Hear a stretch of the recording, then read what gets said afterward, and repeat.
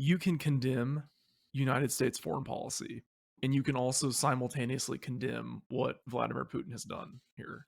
But what you can't do is use your station as the most comfortable type of person in the most comfortable country in the world to call for an escalation of this conflict. I think that a lot of times people who think they're critical of both end up supporting our escalation in this regard. I get it, okay? Like, Ukrainians have every right to defend themselves. Like, even on the left, people on the left should not be, or the right should be sitting and saying, well, you know, screw war and international conflict. Ukrainians should just lay over for the Russians. Like, I get Well, it. if you think that waging a big stupid proxy war on Ukrainian soil against Hmm. the Russians is worth it, then those people who think that should grab a rifle and go. They're taking volunteers right now. Don't sit here as the most comfortable person in the fucking world Yeah. and tell other people to die in a bloodbath paid for by your tax dollars.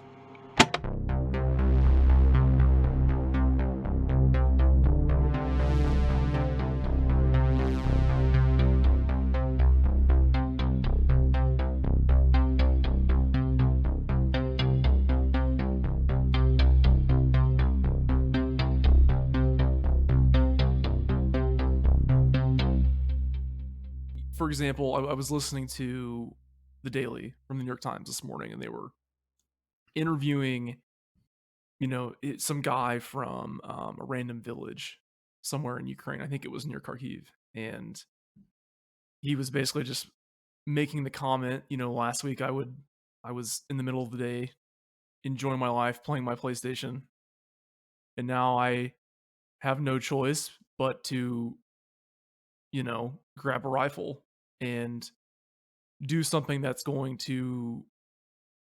I think he literally used the words. I mean, like, totally mess up his like psychological makeup. Basically, if I have to Right. kill someone, there are the people, like we've said, there are the people who have been foaming at the mouth on social media about wanting war, basically, like wanting to get involved in this war and escalate it. There's a gleefulness. There's a gleefulness that I find very weird and kind of disturbing, but I also feel for people like that I just mentioned, that feel like they have no choice and have to go do something, and like that feel like they have to go kill other people to defend themselves. So Let's talk about people who are willing to give up everything for the place that they live. yeah. That is sort of one thing, right?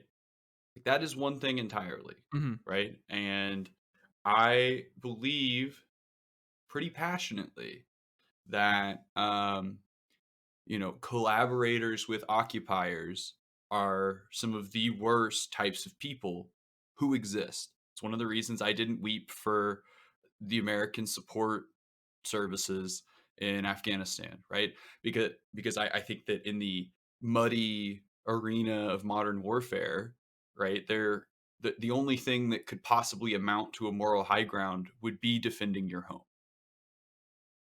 And so the people who would be helping an occupying force, regardless of what intention or value they represented, are among the most evil and repulsive people on just sort of like a human level, right? Like that's something that I think humans understand on like a level that's way deeper than modern civilization.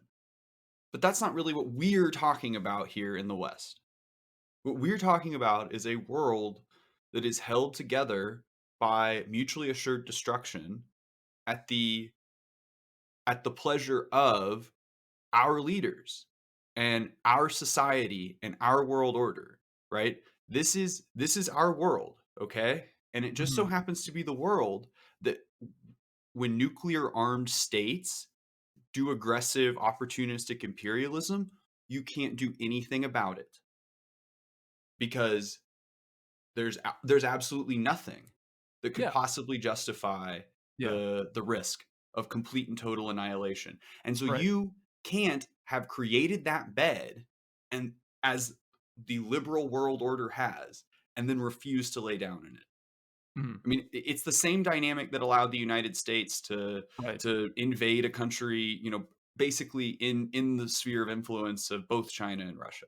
Okay, well, Putin has done something that has shown other states around the world, particularly, those that are nuclear armed, like we've established here, that they can do this now because the West isn't going to do anything besides economic sanctions. And you know, these states can assemble whatever analysts and teams and planners they want to figure out how to counter these sanctions, and then they're just going to go for it. They're going to, China's going to invade Taiwan or whoever is, whatever. So it's just The assumption has always been that a state like Russia would be deterred from making war in Europe mhm, by the United States, and its hegemony as represented, in NATO, the international legal mechanisms, financial infrastructure, these things that are the bedrock of the new liberal order that was formed after the Second World War.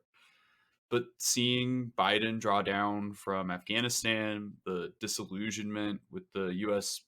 like imperial project, right? China and Russia necessarily wonder if there might be space for them to pursue their regional ambitions. mhm, Like this is structural, okay? We have a world of realist bourgeois nation states, right? Who pursue their own interest under a framework of militarism and threatening armed conflict, right?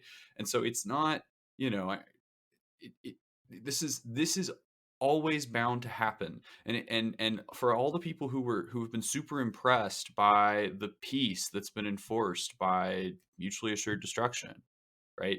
We're due up, right? I mean, if you go back to the Napoleonic Wars and run them up to the First World War, we're talking about a peace of pretty similar proportions, right? Like it's there's nothing historically significant on any level about this piece. I think there's an argument to be made that technology does change the game a little bit in terms of how long periods like this can last. And I made that point on a previous episode that I think about a lot, and that's how subdued we all are by technology.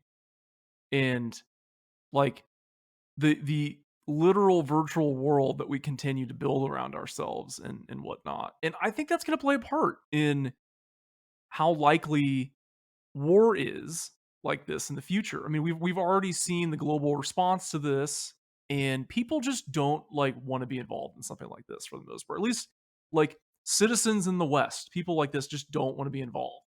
I really think that there is something to that. And I'm not trying to use that as like, oh, this is the definitive sort of statement that we're never going to have a war again.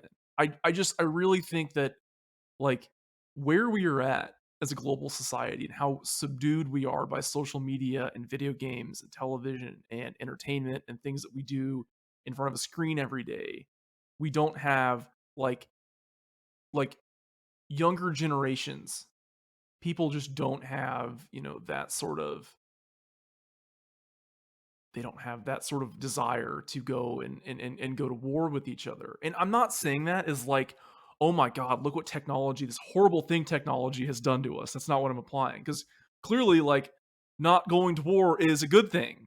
But this was the deal that was offered to us after the Second World War, Hmm. right? It was that we could, for almost the first time in history, stop being the type of people who were willing to risk the types of things that people Yeah. historically have been willing to risk. And some of that is technology. You're right, but some of it is also just sort of the deal that the greatest generation and that the boomers took, Hmm. which is that yeah, like we could create a society that is more egalitarian. We could probably eliminate most of the actual wanton cruelties of modern existence and all that sort of stuff.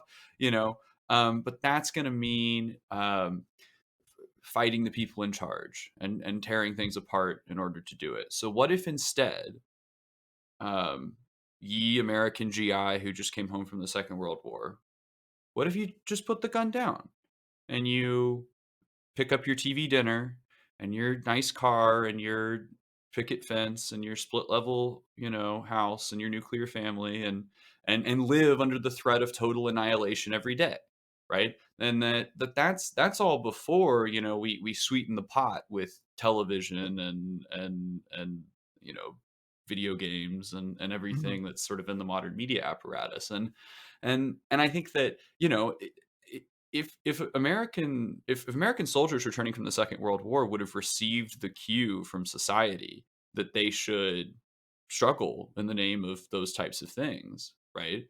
As is very That's what happens at the end of wars, is that there has to be a social cue for the militarized force to actually step Sure. down. And the social cue they got was, here's your TV dinner and your Hudson, enjoy your, standard of living, which is ultimately, you know, unsustainable ecologically, economically, and socially, and is only bound to boil over again in another imperial war someday. Except this one could destroy everything, right? And that's the deal that was accepted by people in the middle of the 20th century in the West. And we're living with the consequences of it right now.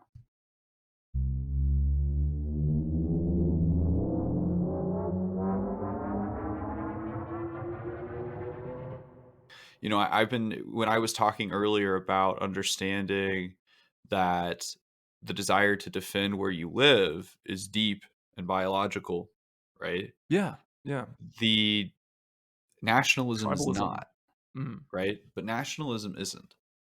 It's kind of one thing to be sitting in your home and have the war come to you, right?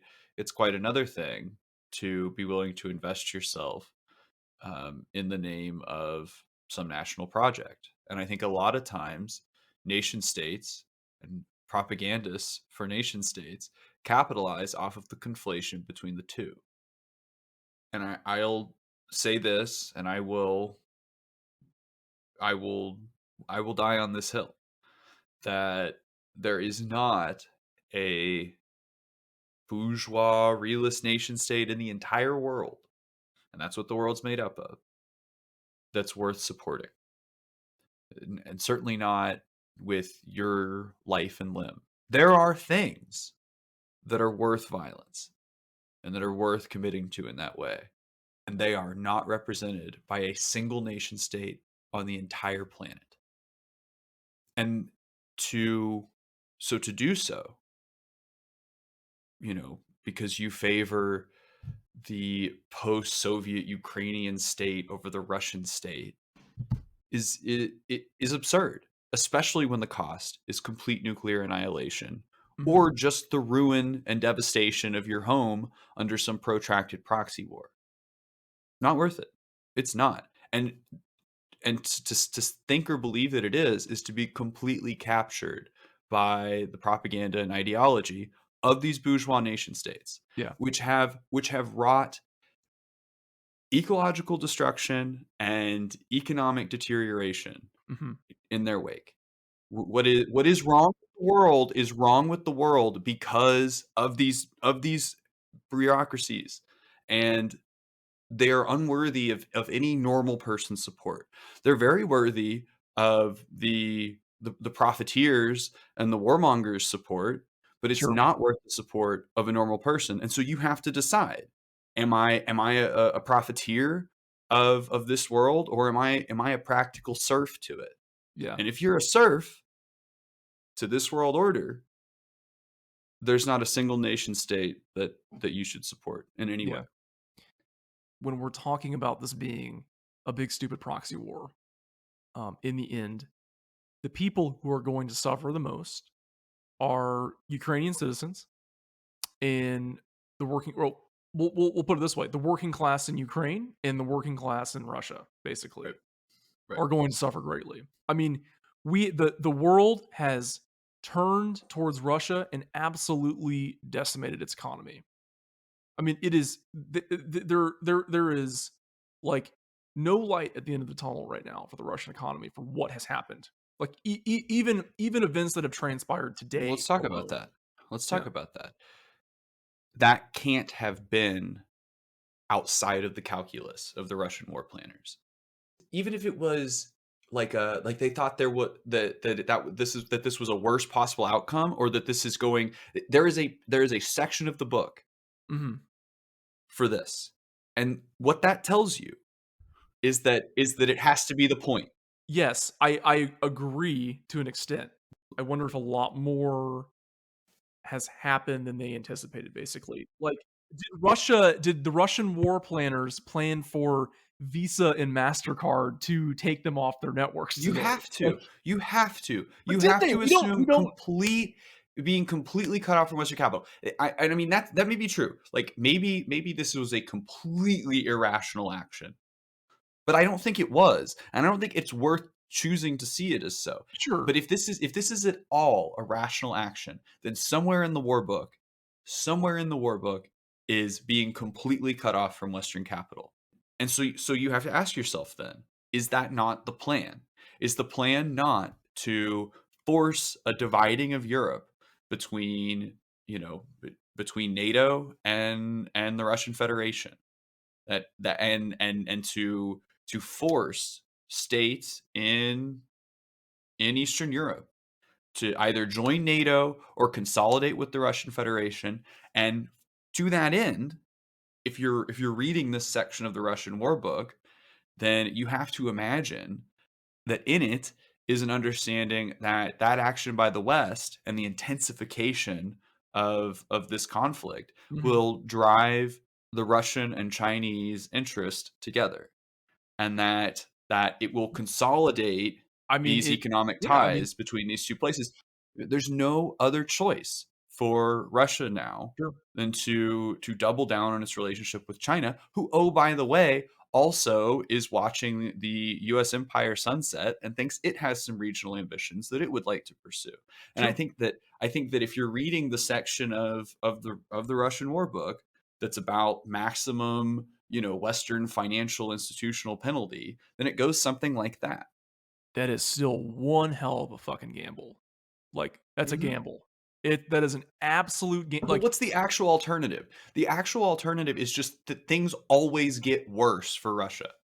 That's it. That's what's been offered by this post Cold War order yeah, I mean, and not just to Russia, and not just to Russia, but it's basically been offered to everyone, yeah. which is just, well, things are going to get slightly worse forever.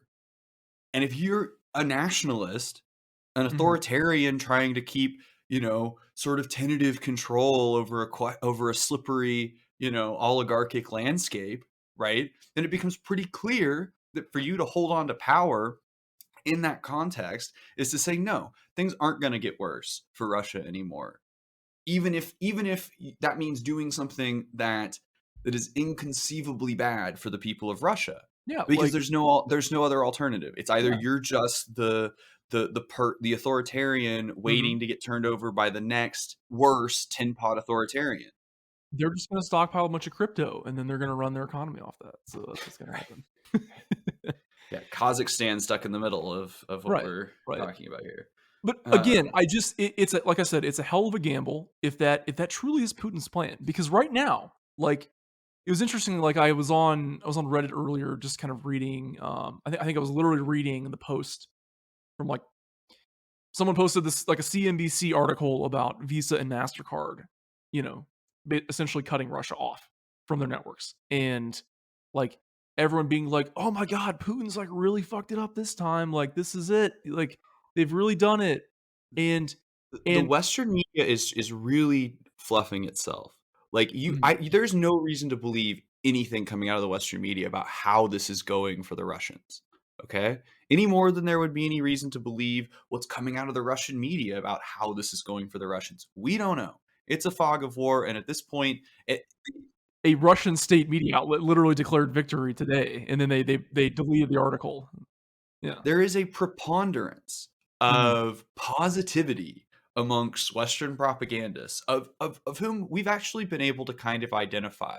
There have been a lot of people in the last like 10 years who have sort of like conspicuously prominent like positions in sort of social media, you Mhm. know, um, and who have really sort of gone full mask off, in Sure. this last week, and I think that we should be wary of absolutely everything in the Western media that's portraying this as a disaster for Putin, or that Putin's isolated, or that he's pariah.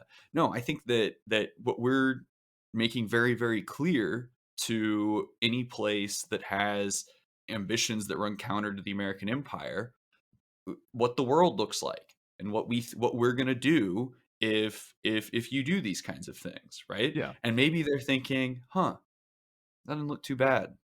So this guy on Twitter, um, I sent you one of his tweets earlier. He had this kind of like really highly retweeted slash favorited thread.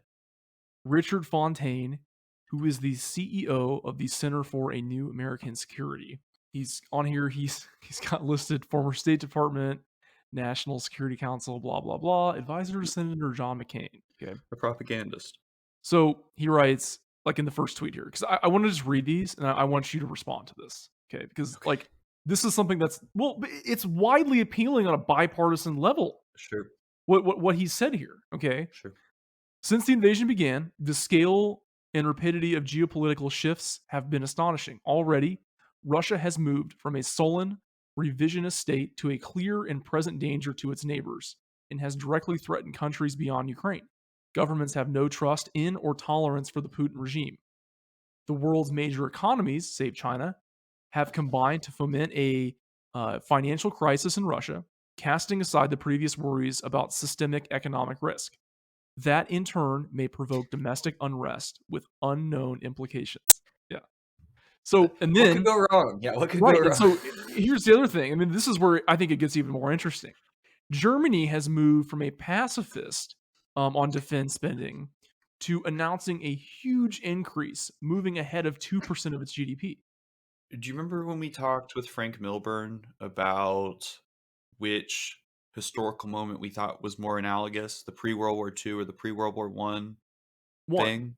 Yeah. And I was making the case that World War One is more applicable, Hmm. and part of the reason is because I think that it's that cascading effect, right? Hmm. Where not only do we have sort of the economic like shafting of Russia, but that it's going to force other people to pick sides, Hmm. right? And if I mean, so let's imagine, right, that China decides that it's going to take economic measures against the West, Yeah. right? That in response to what's being done to Russia.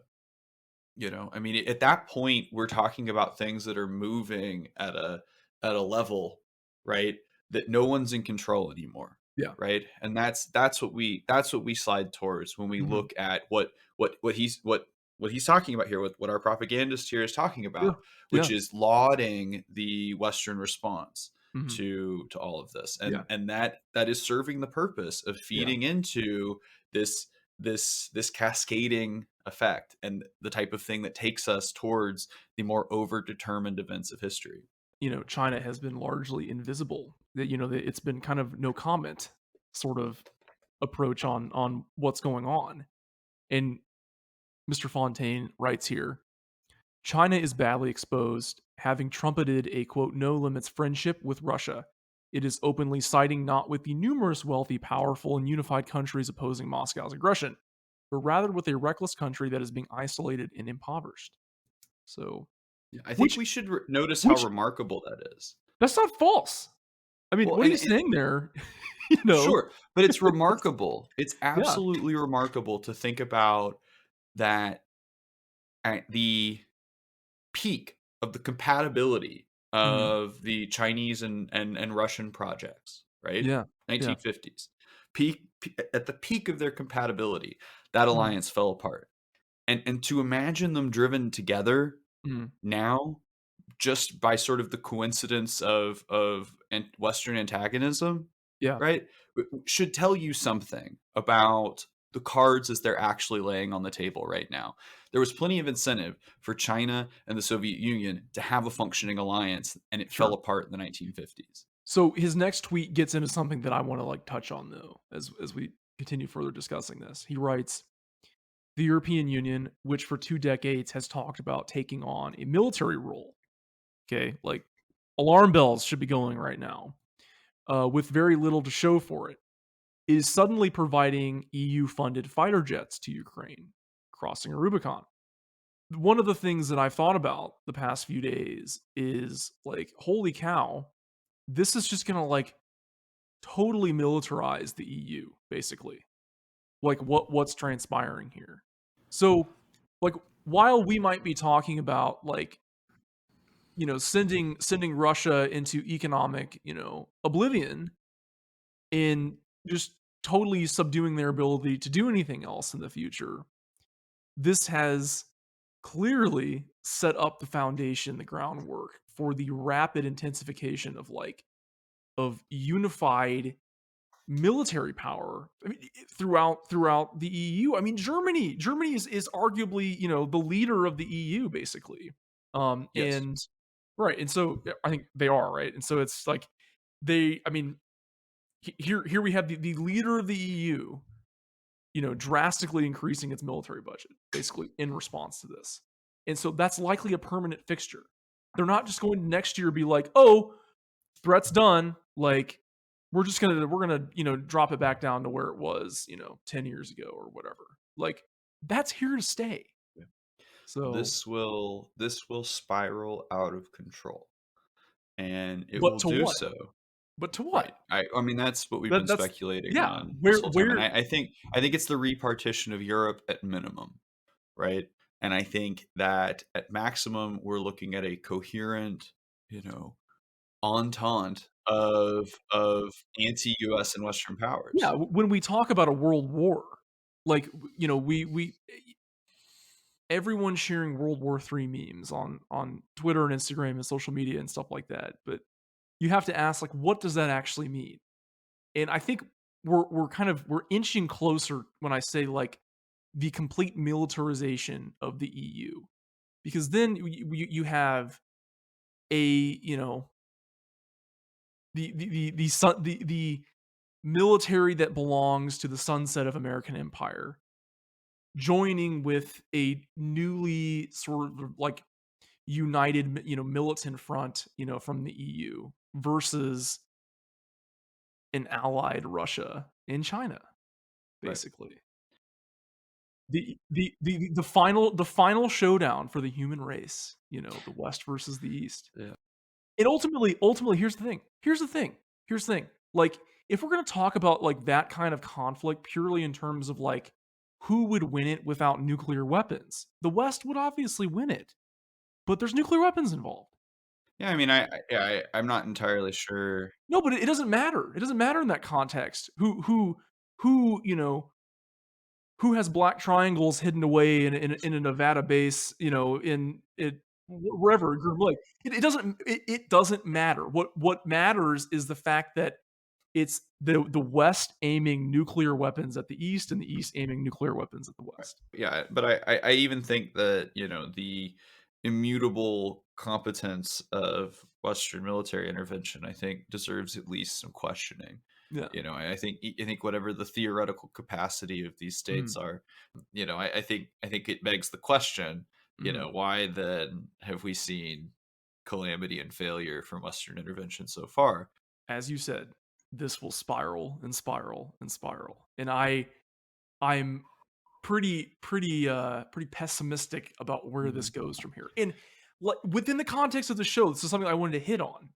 This is just further evidence of how like symptomatic all of this is of collapse and Yeah. decline, basically. Not Yep. just in the United States, but globally. This is it. Yes, there were a million off ramps between the dawn of industrialism and Mhm. this moment, Yeah. and the human race, in no small part because of the actions of its rulers and leaders, has chosen this one. right? We've,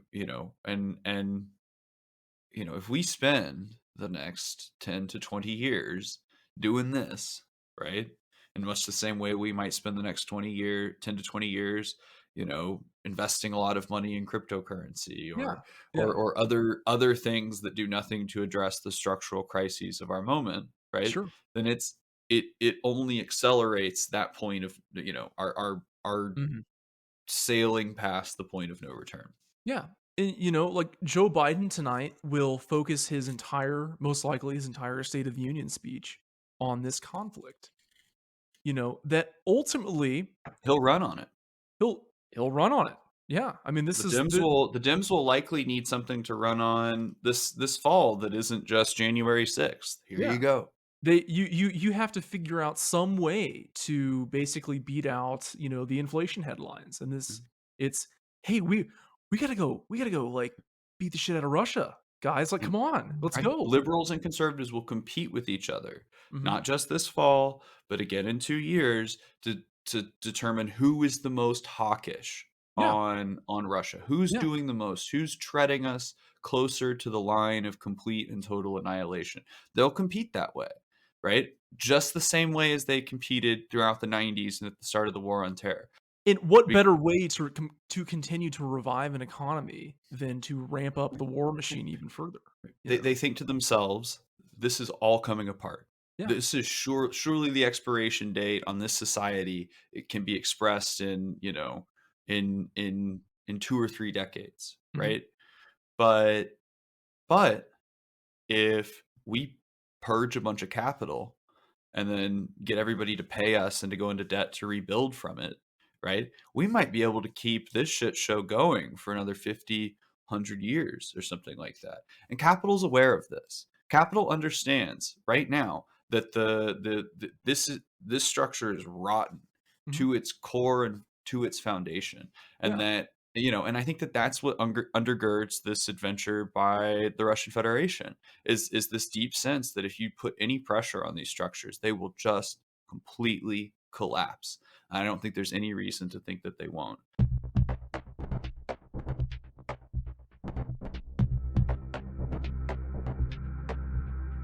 What I'm hoping that we've articulated here is a coherent anti-war ideology, Mhm. right? And an anti-nationalist, anti-war ideology that is actually applicable to normal people. I Yeah. think there's a preoccupation amongst Mhm. academics, intellectuals, the professional class with Yeah. solving this crisis that's been created by capital and by the bourgeois nation state, right? And that you're not taken seriously unless you're trying to help them solve this problem without Yeah. changing anything. And so people will demand from you Mhm. that you answer the hard questions of what do you do about Russia? What do you do about Vladimir Putin? That's your problem.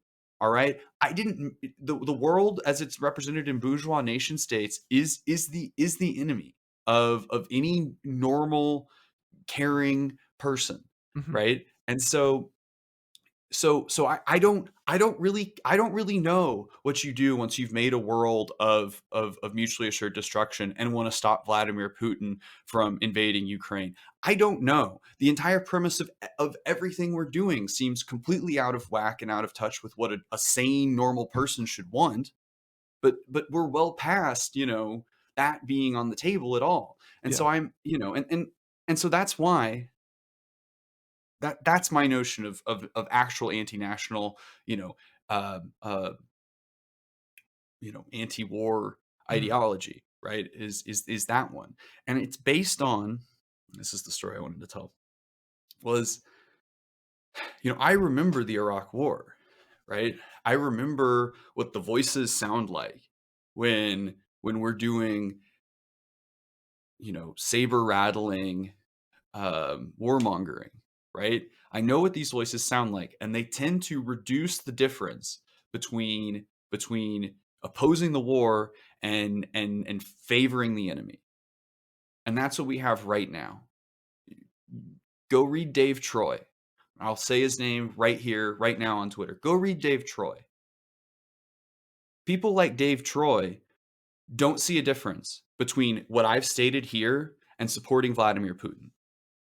And we should be very, very wary because these are the people who've spent my entire life murdering people in the Middle East. And I refuse to be lectured to by these bloodthirsty bastards because I know what their voices sound like. Because I remember the night after we'd hit some hospital in Baghdad, telling my fourth grade class about it, and them and those children asking me, why I wanted America to lose the Iraq War or whatever. Because this is how this stuff works. This is how this constellation of ideas knits together, and I see it. I see it right now. Yeah, and it's the way I look at this is we're doing a pretty pointless exercise right now as a species, and I say that, that I use that word in bold lettering. Like, as a species, we stare down the barrel of supreme ecological disaster that will happen. It's not if, it's will, in a matter of when. And as it's been shown, like, this is happening sooner than we originally anticipated. And so, like, okay, how does that relate to war? Okay, well, like, these are like really fucking stupid issues to be fighting over when the only home we have, like, will not be able to support human life at some point, probably a lot quicker than we realize. And no matter how uncomfortable that makes people, like, hearing that, like, you cannot bury your head in the sand and ignore that reality. Like, oh, that sounds wild. That makes me uncomfortable, therefore it's not true. Okay? No, that's horseshit. Like, it's just that's what gets me about any kind of conflict like this. We're worrying about how to stop Vladimir Putin when the larger, more dire thing is, how do we save the fucking planet? And people can make the argument that, like, oh, we should be worrying about Vladimir Putin and because of nuclear weapons and yada yada yada. And I'm like, okay, I get it. Like, yes, we should obviously be trying to avert nuclear annihilation, but I don't know. I mean, just if that doesn't happen, then we're still staring down the barrel of ecological destruction, you know. And we've and then we've ended up wasting, too much time focusing on fighting each other over stupid shit, over capital. Well, I think that it may, but I think that the desperation of the situation, may not be outside of the calculus of, actors who may be willing to risk a little bit more, right? Yeah. That, especially places like, Russia, who are positioned, like, Mhm. geographically to maybe come out a little better. At least they think they might come out a little better on the Yeah. other side of climate change. That would provide the context and the impetus for, at least internally justifying some imperialist adventure. Yeah. Yeah. But I've said what I have, what I'm willing to say. Yeah, I think we've kind of touched on everything about this conversation. But I think that's telling about, like, that's pretty telling about the human condition, in that we are talking about a conflict taking place in one single state in Europe and have sort of branched out into these wider existential issues and how they relate to this one singular conflict going on right now. The entire world is watching. And I don't know. I think that, again, as we continue recording and going in with the show, like, these are all things that we can point to as being symptoms. These are symptoms of the broader, wider collapse that is taking place across the globe right now.